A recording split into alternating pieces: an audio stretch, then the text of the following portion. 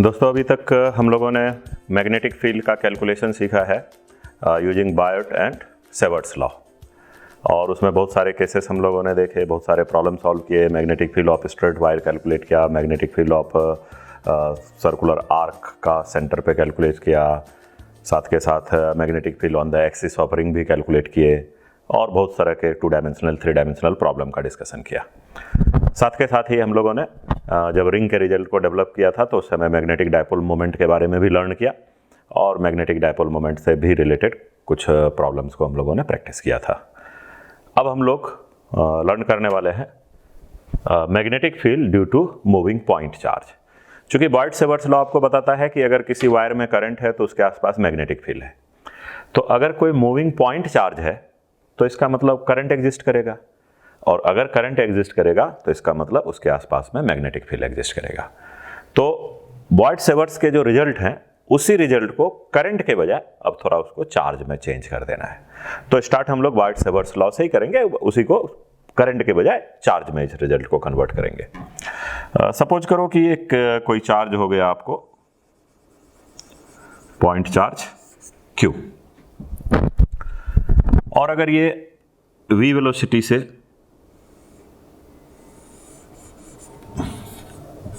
इधर मोशन में और किसी पॉइंट P पे हमें मैग्नेटिक फील्ड पता करना है, तो चार्ज का मोशन है तो ऑब्वियस है कि करंट है, तो आसपास मैग्नेटिक फील्ड होने चाहिए।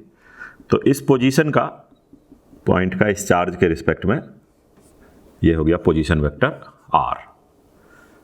तो R वेक्टर और V वेक्टर के बीच का एंगल हो गया थीटा। तो क्या क्या गिवन इंफॉर्मेशन हो गए? Q is the point charge, V is the velocity of point charge,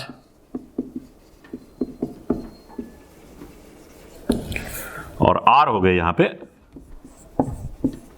position vector of the point where we have to find the magnetic field with respect to the charge.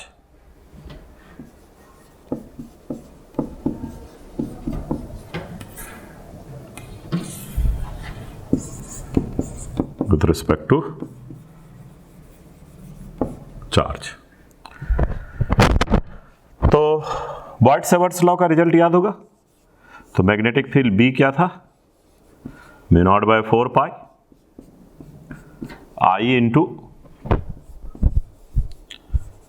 dl cross r cap by r square का integration. तो इसी result में थोड़े modification करते हैं। तो जो current है उसको हम लोग क्या लिख सकते हैं? dq/dt, I equal to dq/dt। तो μ0/4 पाई इंटीग्रेशन I के प्लेस पे dq/dt dl cross r cap by r square.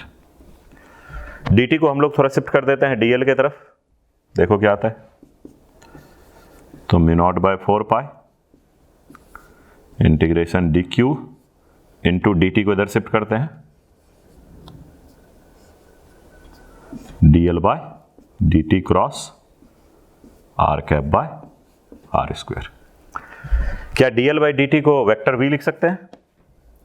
Rate of change of position मतलब जो हो गया dl डिस्प्लेसमेंट स्मॉल सा, और dt के रिस्पेक्ट में डिफरेंशिएट करेंगे तो उसको रिप्लेस किया जा सकता है वेलोसिटी v से। तो μ0/4 पाई dq into v cross r cap by r square, और अब बच गया यहां पे dq। तो dq का जो इंटीग्रेशन है वो हो जाएगा q। तो इसका मतलब हम लोग बोल सकते हैं μ0/4 pi q into v cross r cap by r square. तो इस तरीके से जो बॉयड-सेवर्ट्स लॉ का रिजल्ट करंट के टर्म में था अब वो चार्ज के टर्म में कन्वर्ट हो गया। तो रिजल्ट को मैं इधर की ओर कंक्लूड कर देता हूं। तो रिजल्ट को ध्यान रखना है। तो vector b is μ0/4 pi q point charge into vector v cross r cap by r square, या r कैप को vector r by mod r लिख सकते हैं, तो उस केस में हो जाएगा mu not by 4 pi Q into V cross vector R by R cube. तो ये हो गया बी आपको वेक्टर फॉर्म में।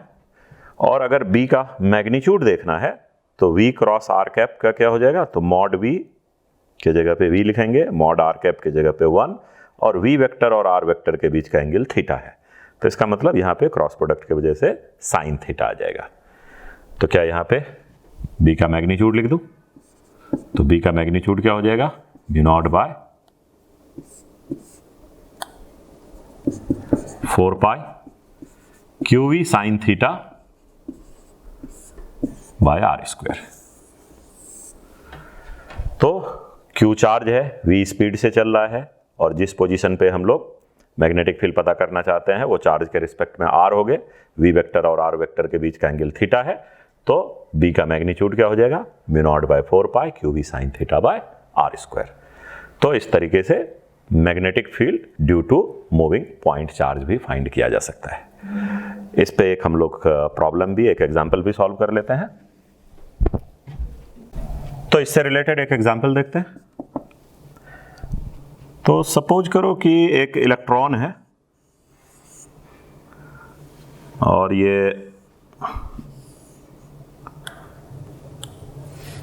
इस डायरेक्शन में कुछ v स्पीड से चल रहा है, और एक पॉइंट P है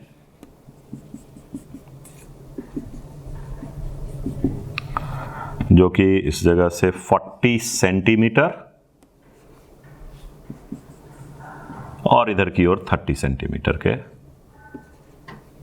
लोकेशन पे, मतलब फिलहाल अगर इसको ऑरिजिन मान लिया जाए तो इसका कोऑर्डिनेट हो गया x coordinate 40 centimetre, y coordinate 30 centimetre, और इसके स्पीड दिए हुए हैं, v का वैल्यू दिया है मान लो 3 इंटू 10⁻7 मीटर पर सेकेंड। तो we have to find the magnetic field at the point P।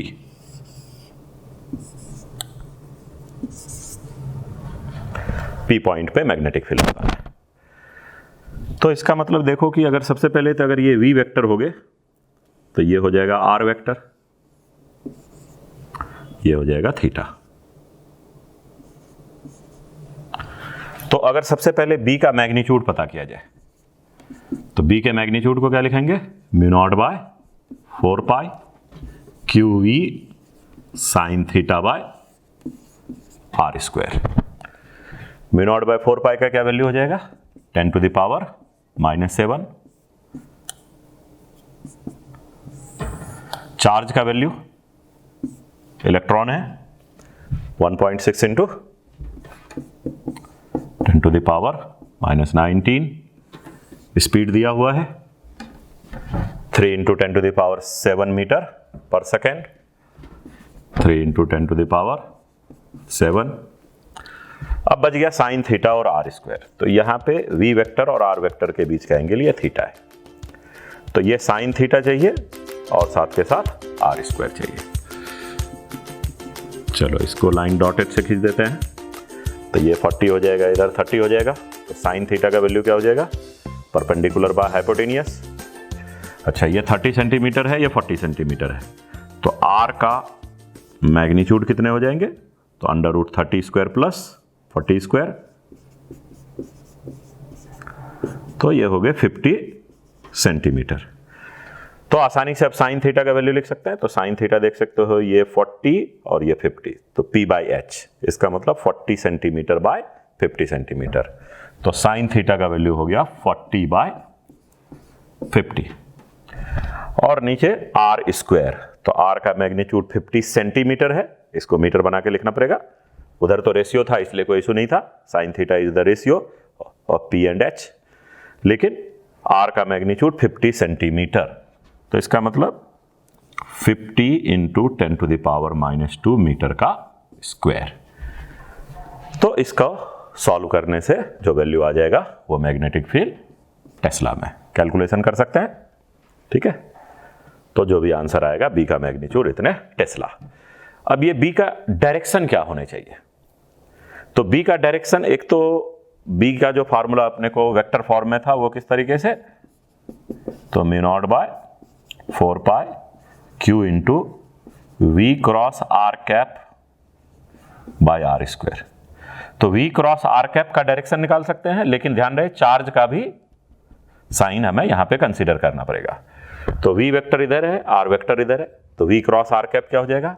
तो राइट हैंड थंब रूल से आप देख सकते हो V cross R cap is inward, लेकिन चार्ज नेगेटिव है तो Q मल्टीप्लाई हो गया, तो माइनस मल्टीप्लाई करेंगे, तो V क्रॉस R इनवर्ड, लेकिन Q नेगेटिव होने की वजह से फिर ये आउटवर्ड हो जाएगा। So the direction of B is, तो V क्रॉस R कैप का डायरेक्शन है क्रॉस, लेकिन B का जो डायरेक्शन हो जाएगा वो हो जाएगा डॉट। रीजन, चार्ज यहां पे नेगेटिव है। चार्ज पॉजिटिव होते तो डायरेक्शन इनवर्ड होते, लेकिन चार्ज नेगेटिव होने की वजह से B का डायरेक्शन आउटवर्ड हो गया। या फिर जो अपना पुराना मेथड वाइट-सेवर्ट्स लॉ से देखते थे, तो चार्ज ऊपर की ओर जा रहा है, नेगेटिव चार्ज है, इसका मतलब करंट का डायरेक्शन डाउनवर्ड हो गया। तो करंट का डायरेक्शन नीचे की ओर है, तो इसका मतलब B का डायरेक्शन क्या होगा? तो थंब को करंट के रॉन्ग रखना है और जिस पॉइंट पे मैग्नेटिक फील्ड निकालना है वो पॉइंट की तरफ ले जाएंगे। तो चार्ज ऊपर जा रहा है, नेगेटिव चार्ज है, तो करंट नीचे हो गया, तो आप देख सकते हो, तो B का डायरेक्शन क्या हो गया? आउटवर्ड। थंब करंट के लॉन्ग, तो फिंगर्स क्या बताएगा? B का डायरेक्शन। तो इसके तरीके से भी आप बता सकते हो कि इस साइड में B का डायरेक्शन आउटवर्ड हो गया। तो इस मेथड से भी और इस मेथड से, दोनों तरीके से B का डायरेक्शन बता सकते हैं। यहां पे हम लोग चर्चा किसका कर रहे थे? डायरेक्शन ऑफ B, और ये हो गया मैग्नीट्यूड ऑफ B। B का डायरेक्शन क्लियर है ना? या तो V क्रॉस R कैप से दिखाना है, लेकिन ध्यान रहे कि चार्ज को मल्टीप्लाई करना है, यानी पॉजिटिव चार्ज होगा तो V क्रॉस R कैप के लॉन्ग, लेकिन नेगेटिव चार्ज होगा तो उसके अपोजिट। तो यहाँ पे V cross R cap inward हो गया, इसलिए मैग्नेटिक फील्ड आउटवर्ड हो गया। या करंट का डायरेक्शन देख के फिर B का डायरेक्शन बताना है।